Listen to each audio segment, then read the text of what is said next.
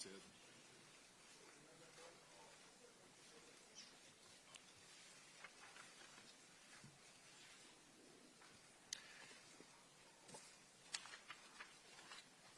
I want to thank everybody for being here, and especially want to thank Secretary Brooke Rollins for being back in the great state of Texas for what is going to be a very important announcement today.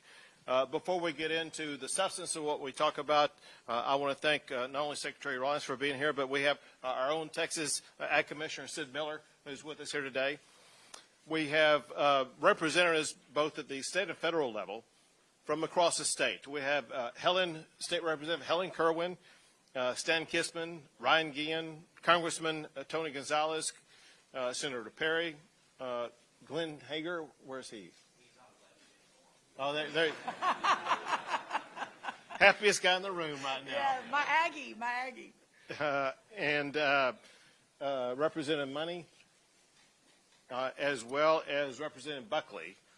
And did I miss any representatives? I got Kissman. Yeah, okay, good. So one of the reasons why I wanted to go through the list of the representatives is if you go through the geography of it, there's representation here from the top of the Panhandle all the way to South Texas.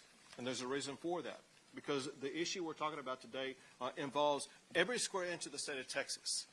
But also you'll find out that it involves every square inch of the United States of America. This is an issue that is essential to the cattle industry, to food supply, which are at risk because of a screwworm. Speaking of people who are here, we have with us gathered today members from the ag industry. Many of them are ranchers. Many of them are involved in the cattle industry. Many are involved in other livestock sectors. Every livestock sector, and I'll throw in deer population in addition to the cattle population, they're all at risk because of the screwworm. This is an enormous challenge, and you need to understand the magnitude just in Texas. This can result in billions of dollars of losses a year.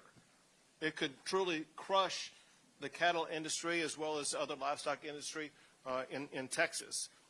And in doing so, it's going to lead to a dramatic spike increase in what people are paying in groceries when they go to the grocery store and try to buy food. To begin to address this, a few weeks ago, I announced the Texas New World Screwworm Response Team. We've been working on strategies to better address this at the state level. The reality is this is a national and international issue. The screwworm typically comes from South America, makes its way up through Central America, into Mexico before reaching Texas.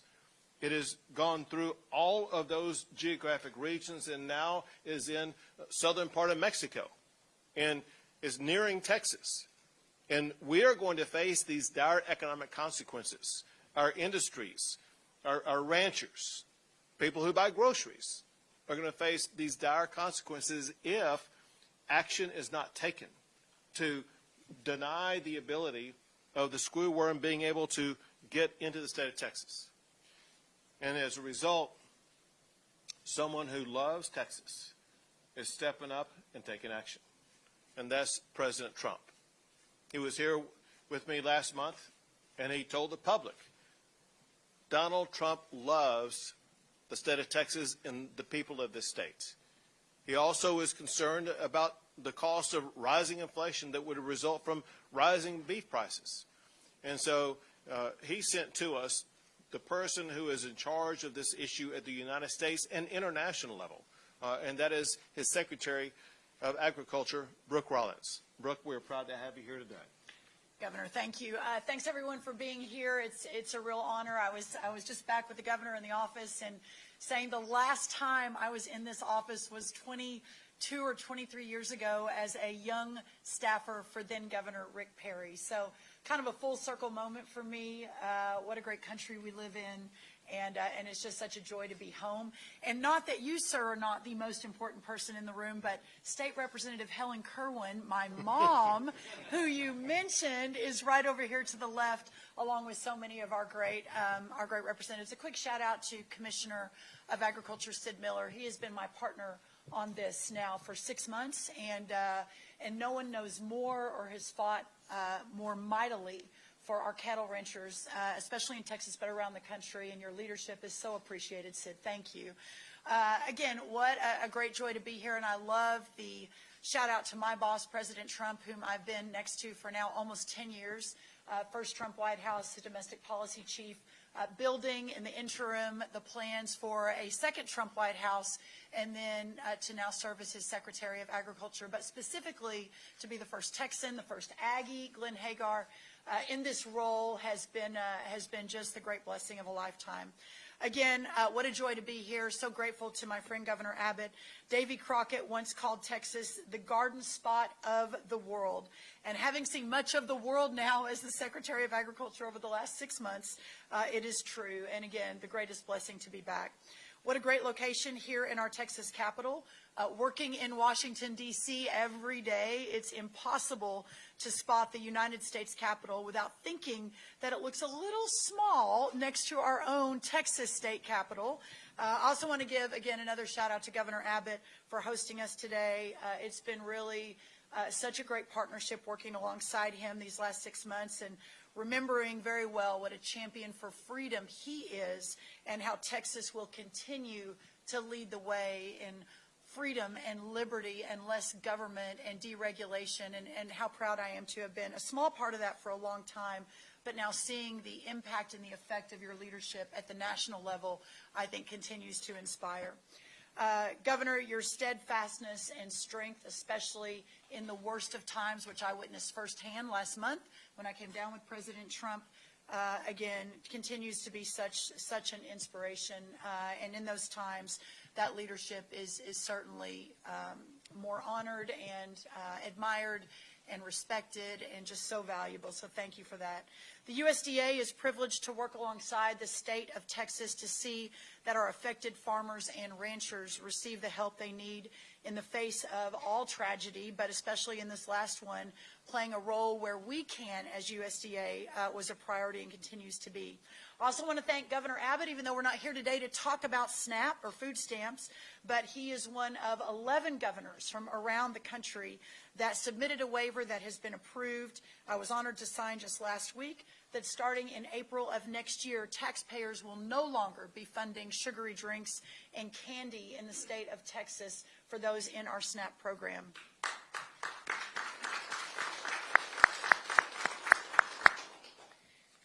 Obviously, again, as we mentioned, the reason we're here today is Governor Abbott so eloquently started us is on the new World Screwworm and what that potentially means for our cattle markets and for this great country. Farm security is national security, and ensuring that we in the Trump administration are doing everything we can every day to protect American farmers, American ranchers, and American consumers continues to be our highest priority.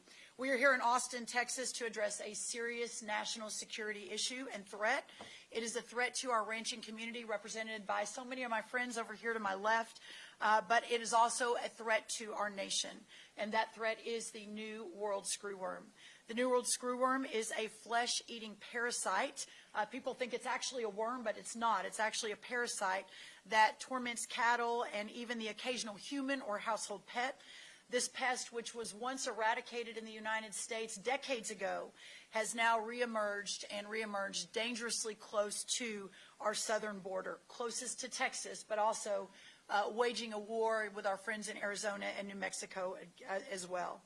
Its peril is not just in the cause, but because it endangers the livelihood of our livestock. It endangers our livestock industry, and it threatens the stability of beef prices for consumers across America. That's a dinner table issue, as Governor Abbott mentioned, and one that affects every American home and community, directly affecting the cost of groceries and therefore the cost of living. All Americans should be concerned, but it's certainly Texas and our border and livestock producing states that are on the front lines of this every day. In early July, a detection just 370 miles from Texas sent a clear message. The threat is real and the time to act is now. That's why today we are building on the comprehensive 5-pronged plan I announced on June 18th in Edinburgh alongside Congressman Gonzalez and several others from Washington to combat the new World Screwworm's northward spread. So far, to date, before today, we have suspended live cattle, horse, and bison imports through U.S. ports of entry along the southern border. We have launched an $8.5 million sterile fly dispersal facility in South Texas, and we have invested about $21 million towards renovating an existing sterile fruit fly production facility in Mexico to produce up to 100 million more sterile flies needed for eradication. That's to date. We've audited Mexico's surveillance program, trapping, and movement. We have held 4 public listening sessions on sterile fly production technology, eradication tools and technologies, and the benefits and barriers of enhanced domestic and international sterile fly production. Much of what we have heard at those listening sessions informed our plan that I will be sharing with you now. Today, we are going even further and taking the most sweeping actions in our country's history to date to stop this pest in its tracks. First, today we are announcing USDA will invest and build a domestic sterile fly production facility in Edinburgh, Texas, which is situated about 20 miles from the southern border and complements the dispersal facility we have already begun production on, with a capacity to produce 300 million sterile screwworm flies per week, and that's how we eradicate the parasite. This facility will triple our current output and eliminate our sole reliance on Panama and Mexico for sterile fly supply, putting America first. It's a tactical move that ensures we are prepared and not just reactive, which is to date what we have really been working through. We will invest, the federal government, up to $750 million on this facility, not an insignificant investment, and it will also create about 300 jobs right here in Texas. Second, we are launching up to $100 million in addition to the $750 million to identify and deploy cutting-edge technologies that can accelerate our response while the construction of the facility is underway. From novel traps and lures to modular sterile fly units, I am calling on the brightest minds in the country to build on our existing tools and help us outpace this pest quickly and in the most innovative way possible. Third, because of the migration of infected wildlife over the U.S. border, keeping in mind, Governor, and those who know this issue well know, back in the 1950s and 60s, we didn't have this population of wildlife in South Texas the way we do now. But we are ramping up the hiring of USDA-employed mounted patrol officers known as the tick riders or the tick crew. I actually went and rode the border with them about a month or two ago, which will be the cornerstone of our surveillance program. The tick riders are mounted on horseback and will provide the first line of defense against a new World Screwworm outbreak along the U.S.-Mexico border. We're also training our beagles of the Beagle Brigade to detect screwworm infections and will be significantly ramping up our border surveillance program with those and others. And finally, because pests don't care where the border is, we are working directly with Mexico, perhaps in a way never seen before. My counterpart, Secretary Julio Bertigay, and I are in contact almost daily on this issue at this point. We are working with Mexico to boost the surveillance training and oversight inside Mexico to ensure real-time tracking and reaction time while the U.S. works to verify Mexico's reported results and to help them improve their systems south of the border. Mexico has agreed to halt animal movement in affected zones, which will help push screwworm back towards the Darien Gap and away from our doorstep. The entire Trump administration is working in one coordinated effort to prevent this pest from entering the United States. The U.S. Food and Drug Administration, of course helmed by our friend Dr. Marty McCary, underneath Secretary Bobby Kennedy, is identifying current animal drugs, whether authorized in the U.S. or abroad, fast-tracking those that would likely be effective against the New World Screwworm. FDA has been a strong partner and is currently undergoing expedited avenues to ensure animal medical countermeasures are available. USDA and the U.S. Customs and Border Protection, CBP, are constantly monitoring our ports of entry, again, to keep the pest away. We are working alongside Secretary Chris Wright in the Department of Energy and Administrator Lee Zeldin in the Environmental Protection Agency, EPA, on new innovations to combat the pest. More coming on that. And we will continue to take all necessary steps across the entirety of the federal government, working alongside our partners at the state government and in the local governments to ensure that we keep this pest, this parasite, and others like it out of our country that threaten our economy and our way of life. Again, I want to thank Governor Abbott, his incredible team here in the Capitol and in Austin for their amazing partnership, their quick reaction. I again want to thank the great Sid Miller for his partnership as we work toward a quick solution to this risk. And with that, Governor, I think we're happy to answer any questions. Sure. Can you talk about the relationship with Mexico on this? It sounds like they weren't in full agreement with us stopping the importation across the border, but we did. Have you worked with them on that, or are they still opposed to that? Yes, obviously this is a massive economic challenge for them when we shut our border down and don't allow their livestock to be imported. But I want to give a big amount of credit to their Secretary of Agriculture, who has been very resolute and a good partner. Having said that, we have had major issues in Mexico. For a while there, we couldn't land a lot of our planes, which were dispersing the sterile fruit flies. This is a couple of months ago. We didn't believe we were getting data in real time. We didn't know what data we could trust. So that's the reason we shut the ports down. And they were not happy about that.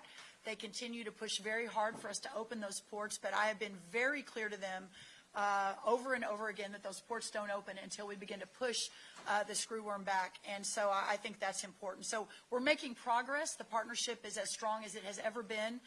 They have been very open to us hiring, significantly ramping up USDA employees to work alongside their team in Mexico so that we have data based on our staff, not just based on what they're telling us. Are you also hearing from farmers related to the THC ban in Texas? I know a lot of people were concerned about if that would affect them. Are you hearing from those farmers, and do you support Texas doing a ban on THC? You know, I'll defer to Governor Abbott. I believe that's a big point of debate right now in this next special session. I have not heard from farmers specifically on that. I think they're much more worried about the drought and the cost of making money, especially our grain, our row croppers. Obviously, labor issue continues to be a significant challenge in opening up the world to new trade deals, which the President has done a remarkable job on. Madam Secretary, I wanted to point out, Governor, we have the State of Oklahoma Secretary of Agriculture with us today, Blaine Arnold. Secretary Arthur, thank you for being here with us. One of my key people I rely on, in addition to Sid Miller, so Blaine, great to have you from our neighbor in There you go, Oklahoma. of course. How long of a pause do you anticipate, and are you concerned about beef prices spiking? First, the pause will be as long as it is necessary until we get this under control. As it began to move northward, this was one of the first briefings I had. I was announced on November 23rd of last year as President Trump's selection. I had my hearing January 22nd or 23rd, I believe, and then sworn in on February 13th. This particular issue has been at the top of the list from the very moment that I was announced. Under the Vilsack administration, they were, working on it, not quite at the same aggressive level that we are, not surprisingly. But this has been around for a long time. We expect with these announcements and the aggressive strategy to begin to push back the screwworm, but when it was even at 1,100 miles from the Texas border, which is where we believed it had stopped until we got the report about 4 weeks ago that it was within 370 miles, even then we were shutting the ports down. So we've got a lot of data to collect, we've got a lot of work to do, but we have to protect our cattle industry and our beef industry in this country, and in so doing protect our food supply, and in so doing protect our national security for America. Do we expect beef prices to continue to rise? Perhaps, but the safety and the security of our beef and our ranchers has to be at the top of the list. The other thing I'll say is that the vision perhaps is that we begin to rely even more on American cattle producers, that we give them even more of a market, that we open that up. President Trump's vision of America first is an America where you are not so reliant on the rest of the world to feed and fuel and to provide the fiber that we need in this country. And perhaps a silver lining long term is that we continue to build out our beef industry here in America and not rely on other countries. Yes, sir. If you didn't do this, you didn't take all this action, how quickly would the screw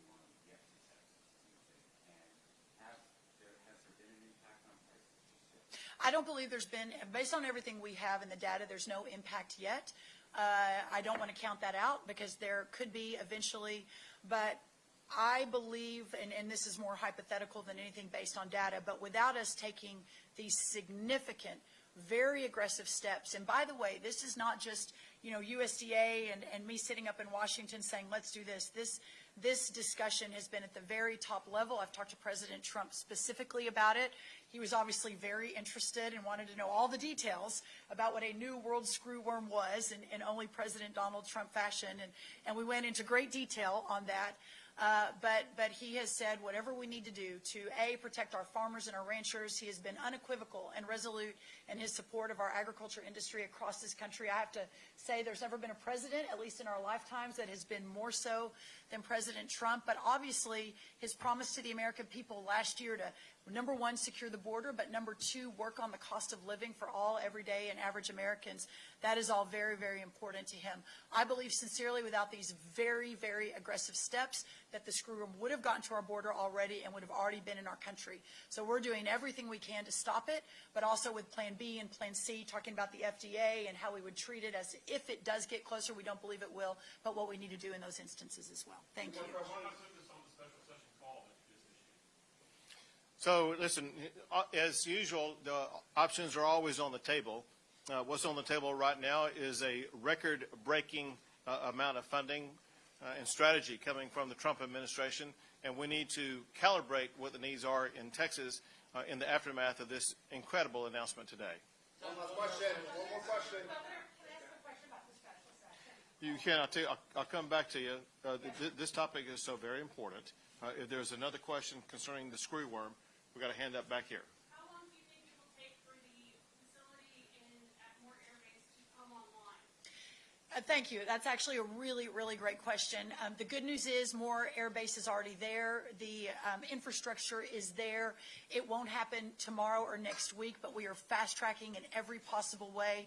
Hopefully within a year, we'll have that moving. And again, that 300 million additional sterile flies, in addition to what we're already producing in Panama and Mexico, should allow us to eradicate and control this forever for the distant future, but in the near future, also putting these other steps in place to really move it back immediately is important as well. Governor, what's your reaction to Governor Newsom in California introducing legislation yesterday that seeks to basically eliminate all the Republican districts there, all 9, at least according to Politico?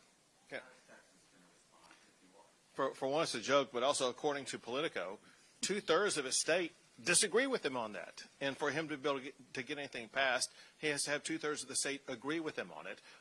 It's a joke. He's posturing for the presidency and doing nothing more than that. He's all talk and no action. All right, that's it. Governor, I'm sorry. I was talking to some of the GOP Texas House members, and they had mentioned the possibility of redistricting state House districts as well. That would have to obviously get added to the call. Do you have any thoughts on that? And also whether you might add more seats. I know you had talked about that on the congressional level to be redistricted because of this former. Every strategy is at play. Depends on when and whether the Democrats show up. They talk as though they're going to be showing up today or tomorrow. We'll wait and see. But we hold a lot more bullets in our belt that we will be ready to use if we need to. Thank you all very much. Thank you, everybody. Thank you. Thank you. Thank you all. Thanks.